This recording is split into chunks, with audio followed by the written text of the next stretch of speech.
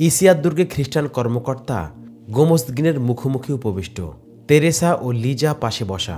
কর্মকর্তা ও গোমস্তগিন পূর্ব পরিচিত। খ্রিস্টান কর্মকর্তা বলল, শুনলাম আপনি আইয়ুবীকে হত্যা করতে করতে এখন সাইফুদ্দিনকে খুন করার কথা ভাবছেন। আপনি কি শুনেননি সাইফুদ্দিন কেমন কাপুরুষের পরিচয় দিয়েছে? বলল গোমস্তগিন। এই মেয়েরাই তো বলেছে সাইফুদ্দিন আমাদের যৌথ বাহিনীকে এমন বিপদের মুখে ঠেলে দিয়েছে যে আমাদের সেনাবাহিনীকে যুদ্ধের জন্য পুনর্বার তৈরি করতে দীর্ঘ সময় লেগে যাবে। আমি বিক্ষিপ্ত সৈন্যদেরকে একত্রিত করে আলেপ্পোর বাইরেই আইয়ুবীকে রুখে দিতে চাই, কিন্তু সাইফুদ্দিন পরাজয়ের গ্লানি দূর করতে আবারও সেনা কমান্ড নিজের হাতে নিয়ে মরিয়া হয়ে উঠবে, আর আমাদেরকে আরেকটি বিপর্যয়কর পরাজয় বরণ করতে হবে। এর চেয়ে কি তাকে ঠিকানায় পৌঁছে দেওয়া দূষণীয় হবে? আপনি যেভাবে দেখছেন সাইফুদ্দিন আসলে অতটা গুরুত্বপূর্ণ ব্যক্তি নয়, বলল খ্রিস্টান কর্মকর্তা। আমরা যা জানি আপনি ততটা জানেন না। আমরা আপনার প্রত্যেকটি বন্ধু এবং শত্রুকে আপনার চেয়ে বেশি জানি। এজন্যই আমরা আপনাকে উপদেষ্টা দিয়ে রেখেছি। আইয়ুবের এলাকায় বেশভূষা বদল করে জীবনের ঝুঁকি নিয়ে আমরা তথ্য সংগ্রহ করছি আপনার সাম্রাজ্যের পরিধি বৃদ্ধি এবং আপনার শাসন সংহত করার জন্য। আমি নিজে প্রত্যন্ত অঞ্চল ঘুরে যা দেখে এসেছি তার মর্মকথা হলো আপনার একমাত্র প্রতিদ্বন্দ্বী আইয়ুবী। পারলে আইয়ুবীকে আপনি খুন করিয়ে ফেলুন। নুরুদ্দিন জঙ্গি নিহত হওয়ার ফলে আপনি দুর্গপতি থেকে স্বাধীন আমির হয়েছেন। আইয়ুবী মারা গেলে আপনার রাজ্যের সীমানা আরও বহুগুণ বেড়ে যাবে। তখন আর আপনার প্রতিদ্বন্দ্বী কেউ থাকবে না। আমি শীঘ্রই ত্রিপলি যাচ্ছি। সৈন্য ও রসদের ঘাটতি যথাশীঘ্রই আমি মিটিয়ে দেওয়ার ব্যবস্থা করব। প্রয়োজনীয় সংখ্যক অস্ত্রের ব্যবস্থা আমি করব। আপনি সাহস হারাবেন না। আইয়ুবী মরে গেলে আমরা আপনাকে অতটুকু সহযোগিতা করব যে মালিক সাইফুদ্দিন আপনার ধারে কাছেও ঘেঁষতে পারবে না। বর্তমানে আইয়ুবী যে অবস্থানে রয়েছে আপনি সেই অবস্থানে পৌঁছে যাবেন। ক্ষমতার মোহ আর বিলাসী জীবনের হাতছানি গোমস্তগিনকে এতটাই বিগড়ে দিয়েছিল যে খ্রিস্টান কর্মকর্তা যে খ্রিস্টানদের স্বার্থেরই প্রতিনিধিত্ব করে এই মোটা বিষয়টি অনুধাবন করার ক্ষমতাও তার ছিল না। এই কর্মকর্তা ছিল খ্রিস্টান গোয়েন্দা সংস্থার অন্যতম শীর্ষ ব্যক্তি। সে অবস্থা সরেজমিনে প্রত্যক্ষ করে আইয়ুবীকে কিভাবে পরাস্ত এবং ধ্বংস করা যায় এর কৌশল বের করার জন্য পর্যবেক্ষণে বেরিয়েছিল। প্রতিটি যুদ্ধক্ষেত্রে আইয়ুবীর বিরুদ্ধে পরাজিত হয়ে অবশেষে খ্রিস্টানরা এই সিদ্ধান্তে উপনীত হয়েছিল যে আইয়ুবীকে খুন করানো ছাড়া তার অগ্রাভিযান রোধ করা অসম্ভব। এজন্য মুসলিম নেতৃবর্গের মধ্যে বিদ্বেষ ও বিরোধ তৈরি করা ছিল খ্রিস্টানদের অন্যতম কৌশল। খ্রিস্টানরা চাচ্ছিল মুসলিম ক্ষমতালোভী নেতাদের মধ্যে পারস্পরিক বিরোধ আত্মকলহে লিপ্ত করে ওদের মৌল শক্তি ক্ষয়ে দিতে। এভাবে এরা দুর্বল থেকে দুর্বলতার হয়ে উঠলে আইয়ুবীর মৃত্যুর পর গোটা আরব জাহানে কর্তৃত্ব প্রতিষ্ঠা করা খ্রিস্টানদের জন্য সহজ হবে। আইয়ুবীকে হত্যার ব্যাপারে শেখ সিনানা তো নিরাশ হয়ে পড়েছে। সে বলেছে আরও 4 জন ফেদাই সে আইয়ুবীকে খুন করার জন্য নিয়োগ করেছে, কিন্তু তাকে আশাবাদী মনে হলো না, বলল গোমস্তগিন। এত চেষ্টা ব্যর্থ হয়ে যাওয়ার পর শেখ সিনানের তো হতাশ হওয়ারই কথা, বলল খ্রিস্টান কর্মকর্তা। ফেদাইরা হাসিসে নেশাগ্রস্ত হয়ে আইয়ুবী হত্যা মিশনে বের হয়। এজন্য তাদের ব্যর্থ হতে হয়। তাদেরকে বুঝতে হবে আইয়ুবীকে হত্যা করা কোনো মাতাল কিংবা অসচেতন ব্যক্তির পক্ষে সম্ভব নয়। আইয়ুবীকে হত্যা করতে হলে তার মতো বিচক্ষণ, দূরদর্শী ও ধর্মানুরাগের লেবাস ধারণ করতে হবে। আপনি হয়তো মানুষের সহজাত প্রবৃত্তিকে বেশি বুঝেন না। আইয়ুবীকে নেশাগ্রস্ত হয়ে যারা হত্যা করতে যায় তারা নেশায় বুঁদ হয়ে থাকে। যখন তাদের সামনে কোনো অঘটন ঘটতে শুরু করে তখন তাদের নেশা উবে যায়। আক্রমণকারীরা নিজের জীবন বাঁচাতে মরিয়া হয়ে ওঠে। এর বিপরীতে আইয়ুবীর বিরুদ্ধে যৌক্তিকভাবে উত্তেজিত ও আবেগপ্রবণ করে নেশা ছাড়া কাউকে পাঠান, সে অবশ্যই হত্যাকাণ্ড ঘটাতে সফল হবে। শেখ সিনান আমাকে আইয়ুবীর 4 যোদ্ধা দিয়েছে, বলেছে এদেরকে তৈরি করে সাইফুদ্দিনকে হত্যা করিয়ে ফেলো, কারণ এরা সাইফুদ্দিনকে শত্রু মনে করে। এজন্য এরা সাইফুদ্দিনের হত্যা মিশনে সফল হবে। সাইফুদ্দিনের বিরুদ্ধে ব্যবহার না করে এদেরকে আইয়ুবীর বিরুদ্ধে ব্যবহারের জন্য তৈরি করা যায় না, বলল খ্রিস্টান কর্মকর্তা। এদের ওপর হাসিস বা এ জাতীয় মাদক প্রয়োগ না করে আবেগের নেশা দিয়ে তৈরি করতে হবে। এ ধরনের নেশা আপনিই তৈরি করতে পারবেন, বলল গোমস্তগিন। খ্রিস্টান কর্মকর্তা তেরেসা এবং লিজার দিকে তাকিয়ে মুচকি হাসল। লিজা বলল, আমি আইয়ুবীর গোয়েন্দা দলের কমান্ডারকে তৈরি করতে পারবো, আপনি অন্যদের দায়িত্ব নিন। ঠিক আছে, তুমি কমান্ডারকে সামলাও আর অন্যদেরকে তাদের অবস্থার উপরেই ছেড়ে দাও, বলল খ্রিস্টান কর্মকর্তা। মানুষের স্বভাব সম্পর্কে আমি যতটুকু জানি নাসের নিজেই অন্যদেরকে সামলাবে। কর্মকর্তা বলল, ওরা কোথায়? এদেরকে এখানে নিয়ে এসো। নাসেরকে এবং অন্যদের কক্ষ ভিন্ন করে দাও, আর তোমরাও একটু সচেতন থেকো। সিনান লিজার উপর সেনর দৃষ্টি রাখছে। লিজাকে সিনানের এতই ভালো লেগেছে যে ওকে কাছে পেতে লোকটি মরিয়া হয়ে উঠেছে। সে আমাকে হুমকি দিয়ে বলেছে, লিজাকে তার কাছে ছেড়ে না দিলে সে আমাকে বন্দি করে ফেলবে। লিজাকে তার কাছে ছেড়ে দেব কি দেব না, এজন্য ভাবতে আমাকে এক রাত অবকাশ দিয়েছে সিনান। এ ব্যাপারে আপনি চিন্তা করবেন না। শেখ সিনানের সম্মতি নিয়েই 4 গোয়েন্দাকে আমি সাথে নিয়ে যাচ্ছি। আপনি এবং এই তরুণীও আমার সাথে যাবেন, বলল গোমস্তাগিন। নাসেরকে খ্রিস্টান কর্মকর্তার জন্যে সংরক্ষিত কক্ষে নিয়ে যাওয়া হলো। নাসের সাথীদের থেকে বিচ্ছিন্ন হতে অস্বীকৃতি জানালো। খ্রিস্টান কর্মকর্তা চাচ্ছিল নাসেরকে আলাদা করে তেরেসা এবং লিজাকে দিয়ে তার ব্রেন ওয়াশ করে ফেলবে। তুমি তো এদের কমান্ডার, তোমার তো এদের থেকে ভিন্ন থাকা দরকার, বলল খ্রিস্টান কর্মকর্তা। আমাদের মধ্যে উঁচু নিচুর বিভেদ নেই। আমাদের সুলতান আমাদের সাথেই থাকেন। আমি তো সামান্য একজন কমান্ডার মাত্র। আমি সাথীদের থেকে আলাদা হয়ে অহংকারের অপরাধী হতে পারবো না, বলল নাসের। আমরা তোমাদের সম্মান করতে চাই। তোমাদের ওখানে গিয়ে তোমরা যা ইচ্ছা তাই করো, কিন্তু এখানে আমাদেরকে আমাদের রীতি পালন করতে দাও, বলল খ্রিস্টান কর্মকর্তা। আমাদের গোয়েন্দা ও গুপ্ত বাহিনীর কমান্ডারগণ জীবিত মৃত সর্বাবস্থায় সহকর্মীদের সাথে থাকে। আমরা আপনাদের এখানে বন্দী ও মৃত্যু পথযাত্রী না হলে আপনার কথা মানা যেত। মৃত্যুমুখে আমরা সকল কষ্ট যাতনায় একে অন্যের অংশীদার হয়ে মরতে চাই। আমরা ইচ্ছা করলে একজনের জীবন বাঁচাতে 3 জনের প্রাণ বিসর্জন দিতে পারি, বলল নাসের। তোমরা কি বন্দি দশা থেকে ফেরার হওয়ার চেষ্টা করবে? মুচকি হেসে বলল গোমস্তাগিন। মুক্ত হওয়ার চেষ্টা আমরা অবশ্যই করব, কারণ এটা আমাদের কর্তব্য। হয়তো আমরা মৃত্যুবরণ করে মুক্ত হব, নয়তো তোমাদের হত্যা করে। আমাদেরকে যদি বন্দি করে রাখতে চাও তবে পায়ে বেড়ি পরিয়ে দাও। দোহাই, আমাদের সাথে প্রতারণা করো না। আমরা যুদ্ধের সৈনিক। সাইফুদ্দিন ও গোমস্তাগিনের মতো ইমান বিক্রেতা নই। আমি গোমস্তাগিন, হিরনের স্বাধীন শাসক। তোমরা আমাকে ইমান বিক্রেতা বললে। হ্যাঁ, আপনাকে আবারও আমি ইমান বিক্রেতা বলছি। শুধু ইমান বিক্রেতা নন, আপনি একজন বেঈমান, গাদ্দারও বটে। এখন আমি ইমান বিক্রেতাও নই, বিশ্বাসঘাতকও নই। দেখো, যুদ্ধ হচ্ছে তুর্কমানে। সেখানে সাইফুদ্দিন যুদ্ধ করছে, আর আমি এখানে তোমাদেরকে ছাড়িয়ে নেওয়ার জন্য এসেছি। আমি এখন ওদের সাথে নেই। থাকলে তোমাদেরকে এভাবে মুক্ত রাখা হতো না। আমি তোমাদেরকে এখান থেকে ছাড়িয়ে নিয়ে তোমাদের ঠিকানায় পাঠানোর ব্যবস্থা করব। নাসেরকে ধোঁকা দেওয়ার জন্য অপমান হজম করে কৌশলের আশ্রয় নিল গোমস্তাগিন। বেশ, তুমি সাধারণ কমান্ডার হলেও আইয়ুবের মতো বুকের পাটা তোমার। সব ঠিক আছে, কিন্তু আমি সাথীদের থেকে বিচ্ছিন্ন হব না। দয়া করে আমাকে এই অপরাধ করতে বাধ্য করবেন না। না দোস্ত, তুমি সাথীদের সাথেই থাকো, তোমাকে আলাদা করা হবে না, বলল খ্রিস্টান কর্মকর্তা। নাসেরের সাথে গোমস্তাগিন ও খ্রিস্টান অফিসার যখন কথা বলছিল, তখন নাসেরের সাথীরা একটি বৃহদাকার কক্ষের আরামদায়ক বিছানায় বেঘরে ঘুমুচ্ছে। সেখানকার এক সেবকের কাছ থেকে নাসেরের সাথীরা জেনে নিয়েছিল দুর্গের ভিতরে এই কক্ষটির অবস্থান কোথায় এবং দুর্গের কোথায় কি রয়েছে। সেবক তাদের বলল, এটি একটি অতিথিশালা। বিশেষ মেহমানরা এখানে থাকে। 3 গুপ্ত সৈনিক অনুভব করছিল তাদের সাথে প্রকৃতপক্ষে বন্দীদের ব্যবহার নয়, সম্মানিত অতিথিসুলভ ব্যবহারই করা হচ্ছে। খ্রিস্টান কর্মকর্তা ও গোমস্তাগিন দীর্ঘ সময় নাসেরকে বসিয়ে রেখে নানা কথার অবতারণা করল। নাসেরকে তারা যথোপযুক্ত সমীহ ও সম্মান দেখাচ্ছিল। ফলে এদের প্রতি বিতৃষ্ণা ও ক্ষোভ অনেকটা স্তিমিত হয়ে পড়েছিল নাসেরের মনে। অপরদিকে লিজা কক্ষ থেকে বেরিয়ে গেল। দীর্ঘ আলাপচারিতার পর নাসের যখন খ্রিস্টান কর্মকর্তা ও গোমস্তাগিনের কক্ষ ত্যাগ করে তার জন্য বরাদ্দকৃত কক্ষের দিকে এগুচ্ছে, তখনও কক্ষে প্রবেশ করেনি। একটি করিডোর পেরিয়ে যাওয়ার পথে ক্ষীণ আওয়াজের একটি নারী কণ্ঠের আহ্বান ভেসে এলো তার কানে। জায়গাটি ছিল আবছা অন্ধকার। সুনির্দিষ্ট আহ্বানের ঠাঁই দাঁড়িয়ে গেল নাসের। একটি ছায়ামূর্তির মতো এগিয়ে এলো নাসেরের দিকে। তার বাজু ধরে ঝাঁকুনি দিয়ে বলল, এখন তো বিশ্বাস হলো আমি জিন নই, মানুষ। ছায়ামূর্তিটি আর কেউ নয়, লিজা। আমি এখনো বুঝে উঠতে পারছি না আসলে কি সব ঘটছে। তোমার উদ্বেগ যথার্থ, বলল লিজা। তুমি ব্যাপারটিকে গভীরভাবে বুঝতে চেষ্টা করো। গোমস্তাগিন তোমাকে বলেই দিয়েছে সে আইয়ুবের বিরোধিতা ত্যাগ করেছে। সে এখন আইয়ুবের কোনো সৈনিককে বাগে পেলেও বন্দি করবে না। তুমি ও তোমার বন্ধুদের সৌভাগ্য যে তোমরা এখানে সে গোমস্তাগিনকে পেয়ে গেছো। তোমার জন্য দ্বিতীয় সৌভাগ্য আমি। তুমি হয়তো আমাকে চরিত্রহীনা মেয়ে ভাবছ, মনে করছো আমি জাগতিক মোহে আমির শরীফদের মনোরঞ্জনে শরীরবৃত্তে জড়িত। আসলে তোমার এই ধারণা ভিত্তিহীন। লিজা নাসেরের হাত ধরে বলল, এসো একটু নিরিবিলি বসে কথা বলি। আমি তোমার ভ্রান্ত ধারণা দূর করার চেষ্টা করব। আগে আমার কথা শোনো, এরপর তোমার যা ইচ্ছা তা ভেবো। সে ব্যাপারে তুমি স্বাধীন। দুর্গের একটি অংশ ছিল জনশূন্য এবং নিরিবিলি।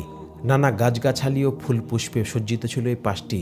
লিজা নানা কথার ছলে নাসেরকে নিয়ে যখন আড়ালে যাচ্ছিল, খ্রিস্টান কর্মকর্তা ও তেরেসা তখন একটি দেয়ালের আড়াল থেকে লিজা ও নাসেরের গোপন অভিসার প্রত্যক্ষ করছিল। লিজা ওকে কবজা করে ফেলেছে, বলল কর্মকর্তা। মেয়েটি অতি মাত্রায় আবেগপ্রবণ। নিজের কর্তব্য ভুলে গিয়ে ওই যোদ্ধার সাথে ভাব জমানোর চেষ্টা করছিল সে। আমি তাকে সতর্ক করে দিয়েছি। অবশ্য সে অতটা কাঁচাও নয়। আসলে এত অল্প বয়সে ওকে কঠিন মিশনে পাঠানো উচিত হয়নি। আমাদের উপস্থিতিতে সে কোনো উল্টাপাল্টা করবে না এই বিশ্বাস আমার আছে, বলল কর্মকর্তা। লিজা নাসেরকে বলল, তুমি আমাকে জিজ্ঞেস করেছিলে কেন আমি তোমার প্রতি এতটা দয়াদ্র হয়ে উঠেছি। অবশ্য আমি তোমাকে একথা বুঝাতে পারিনি যে তোমার আমার মধ্যে বিরোধের দেয়াল আমাদের শাসকদের সৃষ্ট এবং জাগতিক। মূলত তোমার এবং আমার মধ্যে কোনো শত্রুতা নেই। শত্রুতা নেই বটে, তবে বন্ধুত্বেরই বা কি ভিত্তি আছে, বলল নাসের।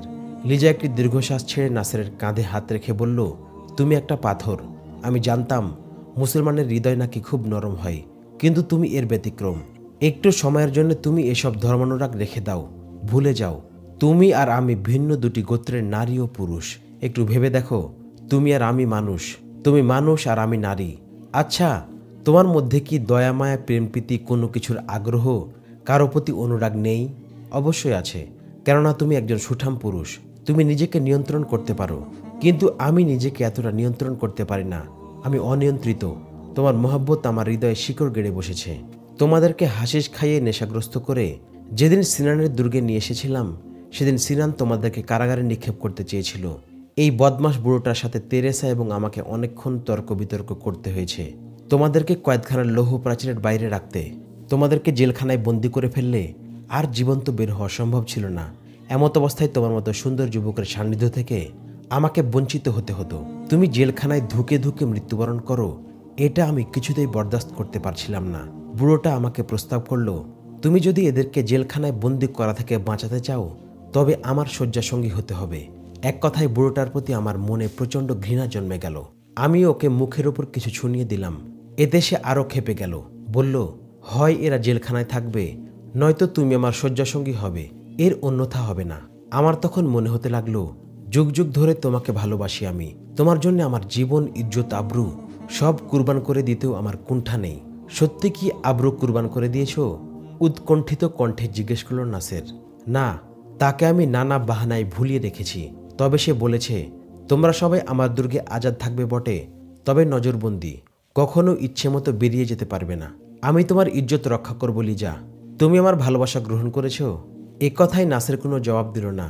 নাসেরকে ট্রেনিংকালে বলা হয়েছিল, ইহুদি খ্রিস্টানরা মুসলিম সেনা ও উমারাদের কবজা করতে রূপসী তরুণীদের প্রেমের ফাঁদে ফেলতে লেলিয়ে দেয়। বস্তুত নাসেরের কাছে ট্রেনিংয়ের সেই কথা এখন তিক্ত উপদেশবাণীর মতো রূঢ় হতে লাগলো। কারণ এ ধরনের নারীর ফাঁদ থেকে বাঁচার কোনো বাস্তব ট্রেনিং তো আর তাকে দেওয়া হয়নি, এবং তা দেওয়া সম্ভবও ছিল না। এখন খ্রিস্টান তরুণীর পাতা ফাঁদে সে ধীরে ধীরে আটকে যেতে লাগলো। তার মধ্যে জেগে উঠতে শুরু করলো পৌরুষিক সত্তা। তরুণের প্রতি তার মোহ সৃষ্টি হতে লাগলো। লিজার তপ্ত নিঃশ্বাস, শরীরের গন্ধ আর রেশমি চুল ও ত্বকের মোহনীয় স্পর্শ ওকে ভুলিয়ে দিতে শুরু করলো সে একজন তেজস্বী কমান্ডার। রুক্ষ মরু কঠিন রণক্ষেত্রে মৃত্যুর সাথে পাঞ্জা লড়তে অভ্যস্ত সে। কিন্তু লিজার কোমল স্পর্শ, বিগলিত নিবেদন এবং ডাগর চোখের কাতর চাহনি লৌহমানব নাসেরের মধ্যেও জন্ম দিতে শুরু করল আদিম উন্মাদনা। সে অনুভব করল শরীরের মধ্যে পৌরুষিক শিহরণ, অন্য একরকম অনুভূতি। বহুবার এমন হয়েছে যে শত্রুবাহিনীর তীর ওর গা ঘেঁষে চলে গেছে। শত্রুদের বর্ষার আঘাতে আহত হয়েছে অসংখ্যবার। শত্রুবাহিনীর নিক্ষিপ্ত তীর বৃষ্টি, বর্ষার শত আঘাতে কখনো তার মধ্যে বিন্দুমাত্র ভয়ের উদ্রেক করেনি। কিন্তু বিধর্মী তরুণীর স্পর্শ, কামনীয়তা ও জাদুমাখা কণ্ঠের মায়াবী আবেদন নাসেরের হৃদয় রাজ্যের ভিত কাঁপিয়ে দিল। পেশাগত বহু অপারেশনে জ্বলন্ত আগুন থেকে লাফিয়ে বেরিয়ে এসেছে নাসের। এতটুকু দ্বিধা ও ভয় করেনি, হৃদয়ে জাগেনি সামান্যতম উৎকণ্ঠা। কিন্তু এই তরুণীর কোমল স্পর্শ তার মধ্যে যে স্পন্দন সৃষ্টি করেছে, তাতে তার পৌরুষিক সত্তা উতলে উঠেছে। এই কম্পন ও শিহরণ থেকে বাঁচার চেষ্টা করছে না নাসের, অথচ যে কোনো বিপদাশঙ্কায় তার চেতনা বিদ্যুতের চেয়ে আরও দ্রুত গতিতে কাজ করে। লিজা যতই নাসেরের ঘনিষ্ঠ হতে লাগলো, নাসের ততই অনুভব করতে লাগলো লিজার দূরত্ব। তার মন বলছে, ও যদি আরও ঘনিষ্ঠ হতো। লিজা ছিল প্রশিক্ষিত, প্রতিপক্ষকে কিভাবে জব্দ করতে হবে দীর্ঘদিন ধরে তাকে সেই ট্রেনিং দেওয়া হয়েছে। মরুর তৃষ্ণা নাসেরকে যতটুকু না দুর্বল ও অবচেতন করেছিল, তরুণের সান্নিধ্যের স্পর্শ তার চেয়ে অনেক বেশি অবচেতন করে দিল নাসেরকে। রাত যতই বেড়ে যাচ্ছিল, লিজাকে আরও ঘনিষ্ঠভাবে পাওয়ার আকাঙ্ক্ষা তার মধ্যে তীব্র হয়ে উঠছিল। নাসেরের যোদ্ধাশক্তি বিলীন হয়ে সেখানে স্থান করে নিচ্ছিল এক আদিমতা। শুরুতে নাসেরের অন্তরাত্মা লিজার স্পর্শে কেঁপে উঠেছিল। নিষিদ্ধ নারীর স্পর্শে তার মনে জেগে উঠেছিল ইমানি চেতনা। কিন্তু এখন সেখানে জায়গা করে নিয়েছে অন্য এক অনুভূতি, ভিন্নতর এক শিহরণ। হ্যাঁ, আমি তোমার ভালোবাসাকে গ্রহণ করে নিয়েছি, আবেগ আপ্লুত কণ্ঠে বলল নাসের। কিন্তু এই ভালোবাসার পরিণতি কি হবে? তুমি কি আমাকে কথা বলবে যে আমি তোমার সাথে চলে যাব? আমাকে কি কথাও বলবে যে তুমি ধর্ম ত্যাগ করে আমাকে বিয়ে করে আমার দেশে চলো? এমন কোনো কথা আমি এখনো ভাবিনি, বলল লিজা। তবে তুমি যদি আমাকে জীবনের জন্য বরণ করো, তাহলে আমি ধর্ম ত্যাগ করে তোমার সাথে চলে যেতে দ্বিধা করব না। তুমি আমার সাথে যত ইচ্ছা কঠিন তামাশা করতে পারো, কিন্তু আমার অনুরোধ, তুমি আমাকে নিখাদ ভালোবাসা দিবে, সে কথা দাও। কৃত্রিম ভালোবাসা আমি যে কারো কাছ থেকে পেতে পারি, কিন্তু তোমাকে আমার মনের মতো করে পেতে চাই। ভাবাবেগে আপ্লুত হয়ে গেল নাসের। এদিকে তখন রাত অর্ধেক পেরিয়ে গেছে। তবুও নাসের লিজার সান্নিধ্য থেকে উঠার কথা ভাবতে পারছে না। লিজা তাকে স্মরণ করিয়ে দিল, তুমি কক্ষে চলে যাও, এ অবস্থায় ধরা পড়লে পরিণতি ভালো হবে না। নাসের যখন কক্ষে প্রবেশ করল, তখন তার সাথীরা ঘুমে অচেতন। শুয়ে পড়ল নাসের, কিন্তু তার চোখে ঘুম নেই। লিজা যখন শোয়ার কক্ষে প্রবেশ করল, তখন তেরেসার চোখ খুলে গেল। এত দেরি? লিজাকে প্রশ্ন করল তেরেসা। কি বলো? পাথর কি এক ফুৎকারে মোম বানানো যায়? বলল লিজা। পাথর বটে, কিন্তু তেমন শক্ত তো নয়, বলল তেরেসা। ব্যর্থ হওয়ার আশঙ্কা আমারও ছিল না, তবে শেষ অস্ত্রটা আমাকে ব্যবহার করতে হয়েছে। অবশ্য এখন সে আমার গোলাম, বলল লিজা। এটা বলার দরকার নেই, তবে নিজেই মোম হয়ে গলে যেও না কিন্তু, লিজার উদ্দেশ্যে বলল তেরেসা। লোক খুব সুন্দর, হাসতে হাসতে বলল লিজা। খুবই সাদামাটা লোক, আমার এমন লোককে খুব ভালো লাগে। তাই বলে আমাকে অতটা বোকা মনে করো না তুমি। সাদাসিধে মানুষদের আমার ভালো লাগে। হতে পারে আমার এই ভালো লাগা ধুরন্ধর প্রতারক বিলাসী সাইফুদ্দিনের মতো কপট লোকদের সংস্পর্শে থেকে জন্ম নিয়েছে। বিলাসীদের প্রতি আমি বীতশ্রদ্ধ হয়ে পড়েছি। শেষ পর্যন্ত ওর প্রতিও বীতশ্রদ্ধ থাকা উচিত, বলল তেরেসা। ভালোবাসা জাদুটিকে আরো মোহনীয় ও ধারালো করে নিও। মনে রাখবে, ওকে দিয়ে আমাদের সবচেয়ে বড় শত্রু আইয়ুবীকে খুন করাতে হবে। এটাই আমাদের মূল লক্ষ্য। লিজাকে আরো অনেক পরামর্শ দিল তেরেসা। 2-4টি অভিনব কৌশল প্রয়োগের কথাও বলল। এরপর উভয়েই শুয়ে পড়ল। নাসেরও শুয়ে পড়েছিল, কিন্তু তার চোখে ঘুম আসছিল না। একাকী লিজার প্রেম নিবেদনের ব্যাপারটিকে বিস্ময়াভিভূত হয়ে ভাবছিল। এ নিয়ে তার মনে জন্ম নিল দুটি ধারা। ট্রেনিংকালের সতর্কবাণী মনে পড়ল তার, সাথে সাথে মনে হলো লিজা একটি আলিয়া।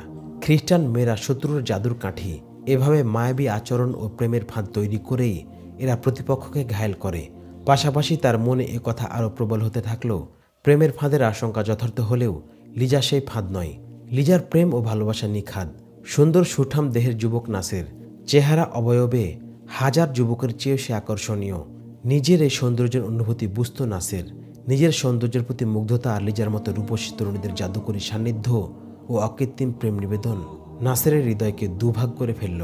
সে সিদ্ধান্তে পৌঁছাতে পারল না লিজাকে প্রত্যাখ্যান করবে, না জীবনের মতো করে ভালোবাসবে। এমন দ্বিধাদ্বন্দ্বের মধ্যে ঘুমিয়ে পড়ল নাসের। ধাক্কা দিয়ে ঘুম থেকে এক লোক জাগিয়ে দিল নাসেরকে। লোকটি বলল, তেরেসা তোমাকে ডাকছে। নাসের উঠে লোকটির সাথে তেরেসার কক্ষে গিয়ে তার সামনে বসল। তেরেসা বলল, গতরাতে তুমি লিজাকে নিয়ে গিয়েছিলে, না লিজা তোমাকে নিয়ে গিয়েছিল? আমি সে কথা জিজ্ঞেস করব না। আমি শুধু বলতে চাই, মেয়েটি খুবই সহজ সরল। সে তোমাকে প্রচণ্ড ভালোবাসে। কিন্তু আমি চাই না তুমি লিজাকে নিয়ে রাতের পর রাত বাইরে কাটিয়ে দাও। আমি চাই লিজাকে তুমি প্রেমের অভিনয় করে বিভ্রান্ত করবে না। আমি এমনটি কখনো করিনি, জবাব দিল নাসের। কথা বলতে বলতে অবশ্য একটু দূরে চলে গিয়েছিলাম। আমি লিজাকে কথা বলতে পারছি না যে তোমার প্রেমে যেন সে ডুবে ডুবে পানি না খায়। তোমাকে আমি সতর্ক করে দিচ্ছি, মেয়েটির সারল্যপনার সুযোগ নিয়ে তুমি কোনো অপচেষ্টা করো না। লিজাও তোমার মতোই রাজকন্যা, আর আমি তোমাদের বন্দী। রাজকন্যা যদি কোনো বন্দীকে মন দিয়ে বসে, তাহলে বন্দীকে শাহজাদা মনে করে নিজেকে বন্দির কয়েদি ভাবতে থাকে। আমি তোমাদের বন্দী। বন্দী আর শাহজাদির মধ্যে কি প্রেম হতে পারে? নারীর চরিত্র সম্পর্কে হয়তো তুমি এতটা জানো না। শাহজাদির প্রেমের টানে গোলামের কাছে নিজেকে সোপর্দ করে সকল খানদানি সম্পর্ক ছিন্ন করে ফেলে। লিজার সাথে কথা বলেছি আমি। সে বলেছে, আমার জীবন মরণ সবকিছু নাসেরের জন্যে। সে যদি আমাকে ধর্ম ত্যাগ করতে বলে, তবে গলা থেকে ক্রুশ ছুঁড়ে ফেলে দেব আমি। তুমি জানো না নাসের, তোমার প্রেমে পড়ে লিজা দুর্গপতি শেখ সিনানকে পাত্তা দেয়নি, তাকে অপমান করে খেপিয়ে দিয়েছে। শেখ সিনান তোমাকে এবং তোমার সাথীদেরকে কয়েদখানায় বন্দী করতে চেয়েছিল, কিন্তু লিজা সিনানের প্রতিপক্ষ সেজে তোমাদেরকে জেলখানায় পাঠাতে দেয়নি। শেখ সিনান লিজাকে এমন কঠিন শর্ত দিয়েছে যা একজন প্রেমিকের জন্য খুবই অবমাননাকর। ঘটনাক্রমে আমরা যদি এই দুর্গ থেকে বের না হতে পারি তবে মহা বিপদে পড়তে হবে। আমার মনে হয় তোমাকে বাঁচাতে লিজা শেখ সিনানের শর্ত মানতেও রাজি হবে না। এমনটি হতে দেব না আমি। প্রয়োজনে লিজার ইজ্জতের জন্য আমি জীবন দিয়ে দেব। লিজা তোমাকে যেভাবে ভালোবাসে তুমিও কি তাকে ততটাই ভালোবাসো? মেয়ে হয়ে সে যদি তার ভালোবাসার কথা প্রকাশ করতে কুণ্ঠাবোধ না করে তবে আমি অস্বীকার করব কেন? আমি পুরুষ, লিজাকে আমি সত্যিই ভালোবাসি। আমি শুধু এতটুকুই প্রত্যাশা করি যে তুমি মেয়েটিকে ধোঁকা দিবে না, বলল তেরেসা। আর মনে রেখো, এখন তোমরা এখানে বন্দি নও, তোমরা স্বাধীন। এছাড়া হিরনের দুর্গপতি গোমস্তগিন তোমাদেরকে নিয়ে যাওয়ার জন্যে এখানে উপস্থিত হয়েছেন। তিনি তোমাদেরকে তার মেহমান মনে করেন। নাসেরের মনের সকল দ্বিধাদ্বন্দ্ব তেরেসার কথায় দূরে সরে গেল। তাতে লিজার প্রতি আকর্ষণ আরও বেড়ে গেল। উদগ্রীব হয়ে উঠল সে লিজার জন্যে, লিজাকে দেখতে। তেরেসার কাছে এসে জিজ্ঞেস করে বসল, লিজা কোথায়? তেরেসা জানালো, সারা রাত জেগেছিল, এখন পাশের কক্ষে ঘুমোচ্ছে। তেরেসার নিক্ষিপ্ত তীর লক্ষ্যভেদী প্রমাণিত হলো। সে কৌশল করে নাসেরের মনে লিজার প্রেমকে আরও তীব্র করে দিল। তেরেসা দীর্ঘদিনের প্রশিক্ষিত, অভিজ্ঞ শিকারী। পুরুষের দুর্বল মানবিক ব্যাপারগুলো তার কাছে পানির মতো পরিষ্কার। সে মানুষের মানবিক দুর্বল জায়গাগুলোকে নিয়ে খেলতে অভ্যস্ত। নাসের যখন তেরেসার কক্ষ ত্যাগ করে নিজ কক্ষের দিকে যাচ্ছিল তখন প্রেমের হাওয়ায় রথে সে ঊর্ধ্বগামী। নিজের কক্ষে গেলে সাথীরা তাকে জিজ্ঞেস করল, এতক্ষণ তুমি কোথায় ছিলে? সে প্রসঙ্গ এড়িয়ে বলল, সব ঠিকই আছে, শীঘ্রই মুক্তির ব্যবস্থা হয়ে যাবে, তোমরা নিশ্চিন্ত থাকতে পারো। প্রকৃতপক্ষে কমান্ডার নাসের তার কর্তব্য ভুলে লিজার প্রেমে ডুবে যেতে শুরু করল। গোমস্তগিন আর খ্রিস্টান কর্মকর্তা মুখোমুখি উপবিষ্ট। গোমস্তগিন বলল, আমি এই তরুণীদ্বয় এবং যোদ্ধাদের 2-1 দিনের মধ্যে হিরন নিয়ে যেতে চাই। ইতিমধ্যে তার কক্ষে প্রবেশ করল তেরেসা। তেরেসা বলল, এবার কমান্ডার আমাদের জালে ধরা দিয়েছে। লিজা কিভাবে এই কমান্ডারকে জয় করে নিয়েছে সবিস্তারে সব জানালো তেরেসা। তেরেসা আরও বলল, এদেরকে আইয়ুবী হত্যায় ব্যবহার করতে হবে। এখন দেখার ব্যাপার হলো আইয়ুবের প্রশিক্ষণ বিস্তৃত হতে কত সময় লাগে। আমি 2-1 দিনের মধ্যেই 4 জনকে হিরন নিয়ে যেতে চাই। তোমরা 2 জন কিংবা লিজা একাকী আমার সাথে কি যাবে? তেরেসার উদ্দেশ্যে বলল গোমস্তগিন, আইয়ুবীকে হত্যা করতে এদের তৈরি করতে লিজার প্রয়োজন। মেয়েদেরকে আমি সাথে নিয়ে যাচ্ছি, বলল কর্মকর্তা। আমি এখানে বেশি দিন থাকতে পারছি না। শীঘ্রই কর্তাদের কাছে আমার সংবাদ পৌঁছাতে হবে যে আলেপ্পো, হিরন ও মসুলের যৌথ বাহিনী সম্পূর্ণ ব্যর্থ হয়েছে। যৌথ বাহিনীর কমান্ডার সাইফুদ্দিন পালানো ছাড়া আর কিছুই করতে জানেন না। আমি কর্মকর্তাদেরকে বর্তমান কৌশল পাল্টিয়ে আইয়ুবী হত্যায় নতুন কৌশলের প্রস্তাব করব। এতে এমন হতে পারে যে আমাদের পক্ষ থেকে আপনারা যেসব সহযোগিতা পাচ্ছেন এখন থেকে সব বন্ধ হয়ে যাবে। না, এমনটি বলবেন না, অনুরোধের সুরে বলল গোমস্তগিন। আমাকে একটু সময় দিন, আমি অল্প দিনের মধ্যেই আইয়ুবীকে খতম করে দিব। এরপর দেখবেন কেমন বিজয় বেশে দামেস্কে প্রবেশ করি আমি। এই 2 তরুণী না হয় অন্তত লিজাকে আমার কাছে রেখে যান, কারণ লিজাই পারবে এদেরকে আইয়ুবী হত্যায় প্ররোচিত করতে। কেননা নাসের আইয়ুবীর প্রশিক্ষিত যোদ্ধা, সে অনায়াসে আইয়ুবীর কাছে যেতে সক্ষম হবে। তার পক্ষেই আইয়ুবীকে হত্যা করা সম্ভব। এই ব্যাপারটিও বুঝতে হবে, লিজা ছাড়া এরা আমার কোনো কাজে আসবে না। অনেক আলোচনা পর্যালোচনা করার পর খ্রিস্টান কর্মকর্তা বলল, হিরন যাওয়ার পরিবর্তে আমরা কদিন এখানেই অপেক্ষা করব। এখানে থেকেই মেয়েরা ওদের তৈরি করে ফেলতে পারবে। এমনও হতে পারে যে এর মধ্যে এরা তার 3 সাথীকেও তৈরি করে ফেলবে এবং এদের মনে আইয়ুবের ঘৃণা জন্ম দেবে। নাসেরকে আমার কাছে খুব আনাড়ি মনে হলো। লিজা তাকে এমনই কবজা করে ফেলেছে যে আর হয়তো 2-3 বার সাক্ষাৎ করলে সে লিজার ইশারায় নাচতে শুরু করবে। আজ এদেরকে একসাথে বসিয়ে ভোজের ব্যবস্থা করো। খাবারের সময় হলে নাসের ও তার সাথীদের খাবারের কক্ষে নিয়ে আসা হলো। সাদর অভ্যর্থনা জানালো এরা নাসের ও তার সাথীদের। খাবার তাদের সামনে রাখা হয়েছে মাত্র। ঠিক সেই সময় সিনানের বিশেষ শান্তি এসে খ্রিস্টান কর্মকর্তাকে খবর দিল, শেখ সিনান আপনাকে জরুরি তলব করেছে। খবর পেয়ে কর্মকর্তা চলে গেল। সেই মেয়েটির সম্পর্কে তুমি কি সিদ্ধান্ত নিয়েছ? আমি চলে যাওয়ার সময় ওদেরকে সাথে নিয়ে যাব। তুমি যাওয়া পর্যন্ত মেয়ে আমার সাথে থাকবে, বলল সিনান। আজই চলে যাচ্ছি আমি। যাও, তবে মেয়েটিকে এখানে রেখে যেতে হবে। ওকে তুমি বাইরে নিয়ে যেতে পারবে না। শেখ সিনান, তুমি আমাকে ভয় দেখাচ্ছ। তুমি কি জানো আমাদের সাথে দুর্ব্যবহার করার কারণে এই দুর্গের প্রতিটি ইট খুলে ফেলা হতে পারে? আমাকে শাসানোর ধৃষ্টতা দেখানোর জন্যে তোমার ভয়ঙ্কর পরিণতি বরণ করতে হবে। মনে হয় তোমার দেমাগ ঠিক নেই। আজ রাতে তুমি নিজে মেয়েকে আমার সাথে নিয়ে আসবে। তুমি চলে যাও বা থাকো, তাতে আমার নির্দেশের অন্যথা হতে পারবে না। শোনো, আমার কথার ব্যতিক্রম কিছু ঘটলে তোমার ঠিকানা হবে জিন্দানখানায়, আর মেয়ে থাকবে আমার কাছে। যাও, কি করবে ঠান্ডা মাথায় চিন্তা করো, বলল সিনান। খ্রিস্টান কর্মকর্তা খাবার ঘরে প্রবেশ করল। সবাই তার অপেক্ষায় উদ্বিগ্ন। কর্মকর্তা রাগে ক্ষোভে ফুঁসছিল। ঘরে ঢুকেই সে বলল, বন্ধুরা শোনো, সিনান আমাকে এই বলে হুঁশিয়ার করে দিয়েছে যে আজ রাতে লিজা যে কোনো মূল্যে তার কাছে থাকবে। সে আমাকে একথা বলে দিয়েছে আমি নিজে যাতে লিজাকে তার ঘরে পৌঁছে দিই। যদি আমি এর ব্যতিক্রম করি তবে আমাদেরকে জেলখানায় পাঠিয়ে দিয়ে লিজাকে কবজা করবে সে। আপনি জেলখানায় বন্দী হলেও আমরা তো আর মরে যাইনি। আপনি নিশ্চিন্ত থাকুন, সে লিজাকে নিয়ে যেতে পারবে না। কিন্তু এই মেয়ের সাথে তোমার কি সম্পর্ক নাসের? একে রক্ষার জন্য তুমি ফ্যাসাদে জড়িয়ে যাচ্ছ কেন? নাসেরকে জিজ্ঞেস করলো তার এক সাথী। তোমরা নিজেদেরকে আমাদের বন্দি মনে করো না, এই বিপদ আমাদের সবার জন্যে, বলল গোমস্তিগিন। তোমরা আমাদের নও, শেখ সিনানের কয়েদি। তোমরা আমাদের সঙ্গ দাও, এখান থেকে বেরিয়ে যাওয়ার চিন্তা করো। বেরিয়ে যেতে পারলে আমরা তোমাদের মুক্ত করে দেব। আমাকে শেখ সিনান এই 4 জনকে নিয়ে যাওয়ার অনুমতি দিয়েছে। আমি আজই রওনা হয়ে যাব। তোমরা তাড়াতাড়ি খাওয়া সেরে নাও, সন্ধ্যার আগেই আমি রওনা হয়ে যাব, বলল গোমস্তিগিন। গোমস্তিগিনের মাথা ছিল কুটচালের ভাণ্ডার। আহার পূর্বেই সে সবাইকে বলে দিল এখান থেকে সবাইকে নিয়ে যাওয়ার কি পরিকল্পনা এঁটেছে সে। আহার শেষ করে তার দেহরক্ষীদের তলব করল গোমস্তিগিন। ওদের জানালো, সন্ধ্যার আগেই আমরা রওনা হয়ে যাব। তোমরা মালপত্র সবই বেঁধে তৈরি করে নাও। গোমস্তিগিনের নিজের ঘোড়া ছাড়াও দীর্ঘ সফরের সামানপত্র, পানি, আহার সামগ্রী ও তাঁবু বহনের জন্য 4টি উঁটও সাথে এনেছিল গোমস্তিগিন। ওইসব সামানপত্রের সাথে 2 তরুণী ও খ্রিস্টান কর্মকর্তাকেও কাপড়ে মুড়িয়ে উঁটের পিঠে তুলে দিল। সবকিছু গুছিয়ে গোমস্তিগিন শেখ সিনানের কাছে গেল বিদায়ী সাক্ষাৎ করতে। বলল, আমি আজ সন্ধ্যায় চলে যাচ্ছি।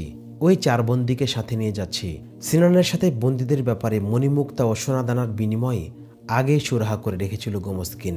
সিনান বলল, আমি যে 4 ফেদাইকে আইয়ুবী হত্যার জন্য পাঠিয়েছি মনে হয় তারা কাজ ছেড়ে তবেই ফিরবে। তুমি এই 4 জনকে নিয়ে সাইফুদ্দিনকে খতম করে দিও। তোমরা মুখোমুখি যুদ্ধে পেরে উঠতে পারবে না। যতটুকু পারো গুপ্ত হত্যার আশ্রয় নিয়ে কার্য উদ্ধার করো। আচ্ছা, তোমার খ্রিস্টান বন্ধু আর ওই মেয়ে দুটো কোথায়? ওরা তাদের কক্ষে আছে, জবাব দিল গোমস্তিগিন। ওই মেয়ে দুটি সম্পর্কে তোমাকে কিছু বলেনি তো? হ্যাঁ, ওই অফিসার মেয়ে দুটিকে বলেছিল আজ রাতে সিনানের কক্ষে যেতে হবে। ওরা আপনাকে খুব ভয় করছে মনে হলো। হ্যাঁ, বড় বড় বীর বাহাদুরও এখানে এসে কেঁপে ওঠে। হতভাগা মেয়েটিকে নিয়ে এসে এমন করছে যে এটি যেন তার নিজের সন্তান, বলল সিনান।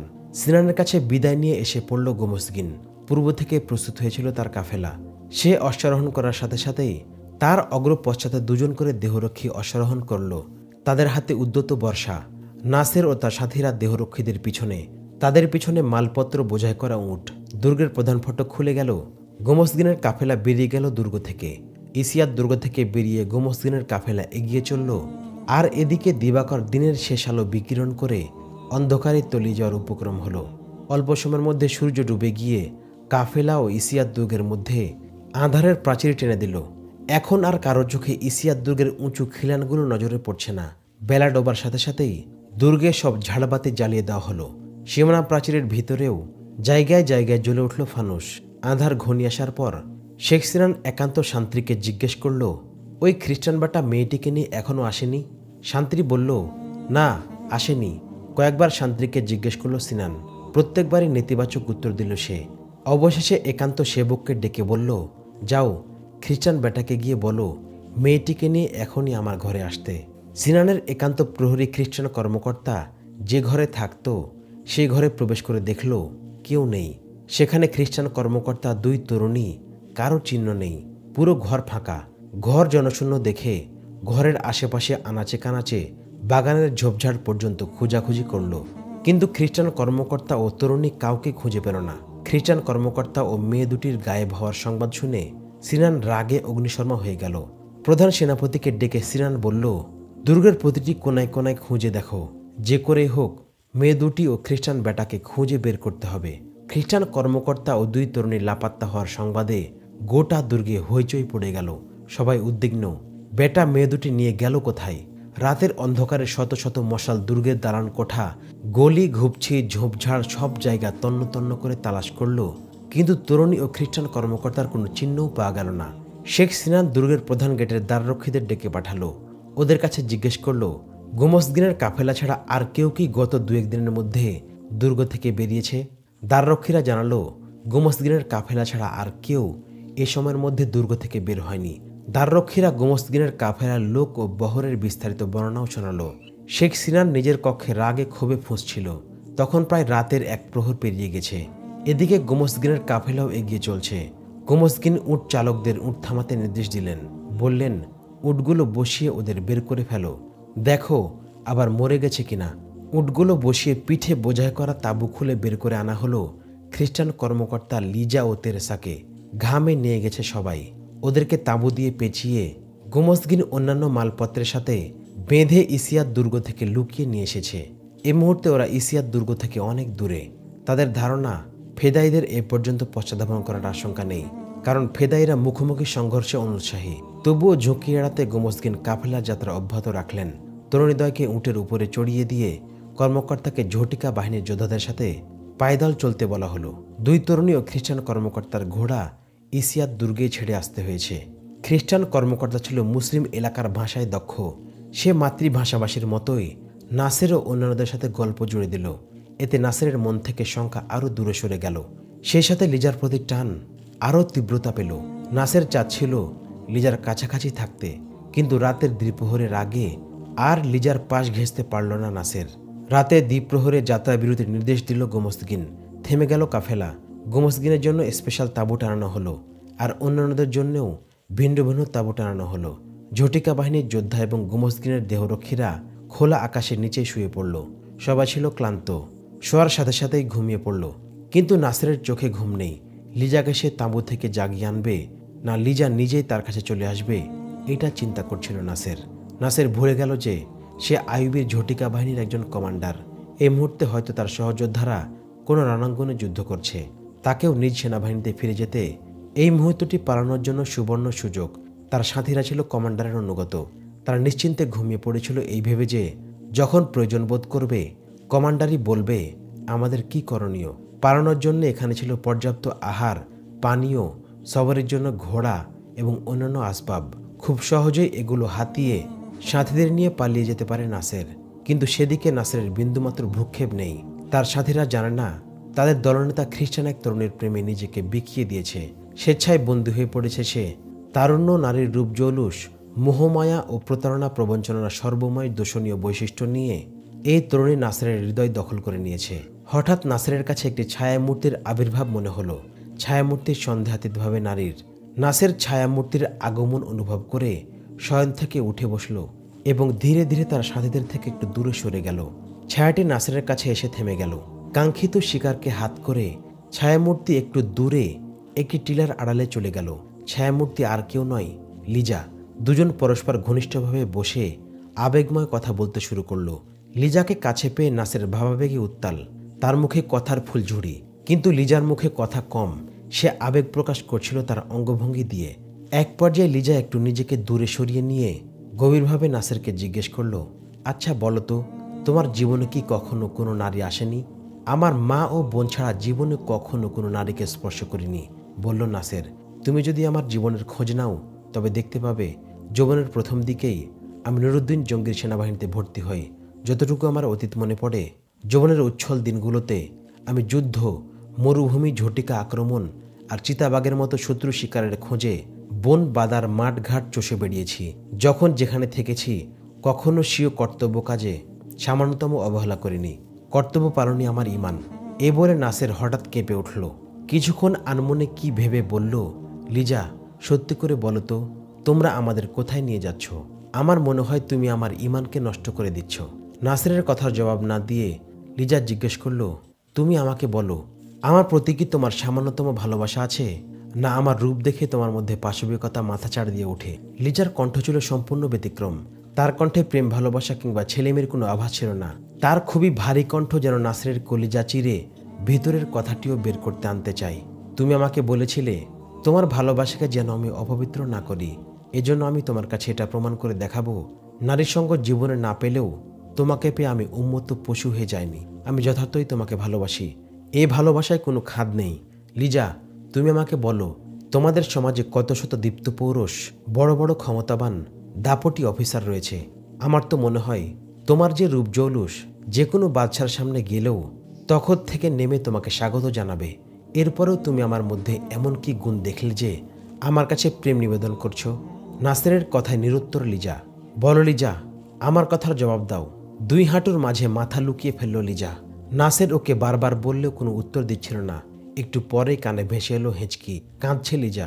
কেন কাঁদছ লিজা? পেরেশান হয়ে পড়ল নাসের। নাসেরের জানা ছিল না কাফেলা যখন বিশ্রামের জন্য যাত্রা বিরতি করে তাঁবু তৈরিতে ব্যস্ত, তখন গোমস্তাগিন লিজার কানে কানে বলেছিল, সবাই যখন ঘুমিয়ে পড়ে তখন তুমি চুপি চুপি আমার তাঁবুতে এসে পড়ো। কঠিন ফন্দি করে শেখ সিনানের গ্রাস থেকে তোমাকে বাঁচিয়ে এনেছি। এসো, তোমাদের নেতাদের পাঠানো স্পেশাল শরাব আছে, খুব মজা হবে। গোমস্তাগিনের প্রস্তাব শেষ হতেই খ্রিস্টান কর্মকর্তা লিজাকে ডেকে বলল, তেরেসা ঘুমিয়ে পড়লে আমার তাঁবুতে এসে পড়বে। প্রভুর মেহেরবানিতে তুমি বুড়োটার খপর থেকে বাঁচতে পেরেছ। আমার তাঁবুতে এসো, খুবই মজা হবে। এসব প্রস্তাবে নিজের শরীর ও সৌন্দর্যের প্রতি প্রচণ্ড ঘৃণা জন্মে গিয়েছিল লিজার। সে কারো কথারই কোনো জবাব না দিয়ে তাঁবুতে চলে গেল। তেরেসা সহসায় ঘুমিয়ে পড়েছিল, কিন্তু লিজার চোখে ঘুম নেই। সে বিছানা থেকে উঠে পা টিপে টিপে নাসেরের দিকে রওনা হলো। ওদিকে নাসের তার জন্য তৃষ্ণার্ত চাতকের মতো অধীর অপেক্ষায় নির্ঘুম প্রহর গুনছিল। লিজা নাসেরকে কিছু একটা বলতে যাচ্ছিল, এমন সময় তাকে থামিয়ে দিয়ে নাসের বলল, শোনো, তুমি কি কোনো অশ্বক্ষুরের আওয়াজ শুনতে পাচ্ছ? মনে হয় কোনো ঘোড়া ছুটানোর আওয়াজ। হ্যাঁ, আওয়াজ তো পরিষ্কারই বোঝা যাচ্ছে। মনে হয় শেখ সিনান আমাদের ধাওয়া করতে সৈন্য পাঠিয়েছে। সবাইকে জাগিয়ে দেওয়া দরকার। নাসের দৌড়ে একটি টিলার উপরে উঠে গেল। সে দূরে দেখতে পেল অনেকগুলো মশাল ঘোড়ার দৌড়ের সাথে সাথে একবার উপরে একবার নিচে নামছে। নাসের বুঝতে পারল অশ্বারোহী অনেক। দেখতে দেখতে অশ্বক্ষুরের আওয়াজ বাড়তে লাগলো। নাসের দৌড়ে টিলার উপর থেকে নিচে নেমে এলো। তাঁবুর কাছে এসে সবাইকে জাগিয়ে দিল।